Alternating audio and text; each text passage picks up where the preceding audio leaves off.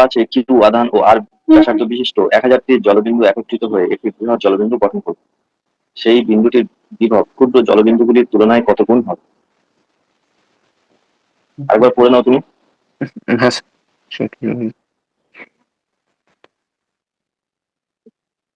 তো দেখো এটা কিভাবে করতে হয় এবার দেখো। তো এখানে একটা ছোট আমরা যদি জলবিন্দু আমরা ধরে নিই, সেই জলবিন্দুর ব্যাসার্ধটা হচ্ছে কত? আর। জলবিন্দুর ব্যাসার্ধ হলো আর। আর এর আধান কত আছে? আধান হলো কিউ, তাই না? তাহলে সিটা কত হ্যাঁ হবে স্যার। বলো তো দেখি। সি ইকুয়ালস টু কত হবে? আর।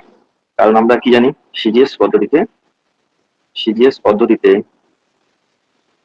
সিজিএস পদ্ধতিতে ধারকত্ব ধারকত্ব সমান কি হয়? ব্যাসার্ধ হয় না? হ্যাঁ স্যার। সিজিএস পদ্ধতিতে ধারকত্ব আর ব্যাসার্ধ দুটো সমান না? হ্যাঁ হ্যাঁ তো স্যার। এর তাহলে এর এর সমীকরণটা আমরা কি লিখতে পারি? ভিটা কত লিখতে পারবো বলো? তাহলে এর ভি ইকুয়ালস টু কত হবে? Q by Q by C. Q by C. হুম। কেন বলতো সম্পর্কটা আমাদের ছিল V Q Q equal equals C V. To কি ছিল? C V. Q equals to C V ছিল, হ্যাঁ তাই না? স্যার। হ্যাঁ স্যার। এবার এটা এটা আমরা ছোট বিভব দেবো, ঠিক আছে? ছোট হাতে ভি দিয়ে দেবো। তাহলে ভি ইকুয়ালস টু হলো কিউ বাই সি। এটা হলো ছোট একটি জলবিন্দুর বিভব। এবার এরকম অনেকগুলো জলবিন্দু একত্রিত হয়েছে। কতগুলো? অনেকগুলো, 1000টি। সেম সাইজের 1000টি এরকম জলবিন্দু একত্রিত হয়ে একটা বড় জলবিন্দু তৈরি হয়েছে। আর এখান থেকে তৈরি হয়েছে তোমার কি? একটি বড় জলবিন্দু, ঠিক আছে? তাহলে এখানে প্রত্যেকটা আধান যদি কিউ হয়, তাহলে মোট আধানটা কত হবে? তাহলে 1000 কিউ হবে, তাই না? 1000টা হ্যাঁ জলবিন্দু যুক্ত হয়েছে। 1000টি, ঠিক আছে। তাহলে এই বড় জলবিন্দুর তোমার আধানটা কত হবে? তাহলে বড় জলবিন্দুর আধানটা হয়ে যাবে তোমার 1000, ঠিক আছে। এর ব্যাসার্ধটা কত করবো আমরা? এর ব্যাসার্ধটা হবে ক্যাপিটাল আর। তাহলে এর ধারকত্বটা কত হবে? তাহলে সি ইকুয়ালস টু কত হবে? ক্যাপিটাল আর, তাই না? তাহলে হ্যাঁ। এর বিভবটা কত হবে? ভি ইকুয়ালস টু কত হবে? Q by C. সি। তার মানে কত হবে? 1000 কিউ কিউ। বাই বাই আর। হুম। এটাই হবে না? হ্যাঁ 1000টি জলবিন্দু মিলে।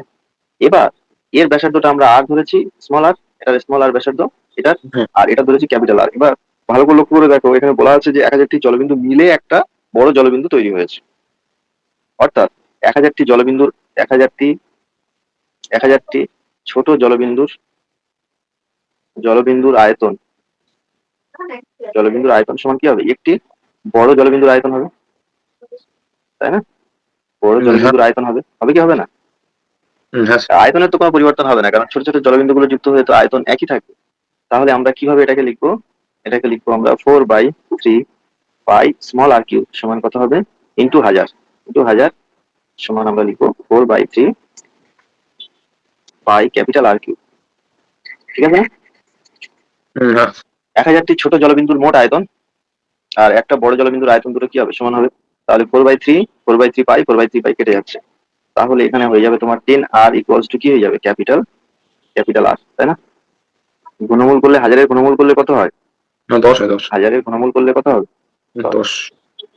তাহলে তো আমরা পেয়ে গেলাম। তাহলে ভি ইকুয়ালস টু আমরা পেয়ে গেলাম। তাহলে ভি ইকুয়ালস টু আমরা কি পেয়েছিলাম? ক্যাপিটাল ভিটা আমরা পেয়েছিলাম 1000 কিউ বাই আর। আরটাকে আমরা কি করব? 1000 কিউ বাই আরটাকে আমরা কি লিখবো? 10 আর, ঠিক আছে? 10 small R.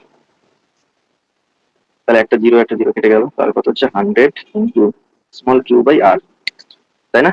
R small Q by আর কার ধারক, কার বিভব? দেখো এটা হচ্ছে তোমার কত হবে? কিউ বাই আর হয়ে যাবে না?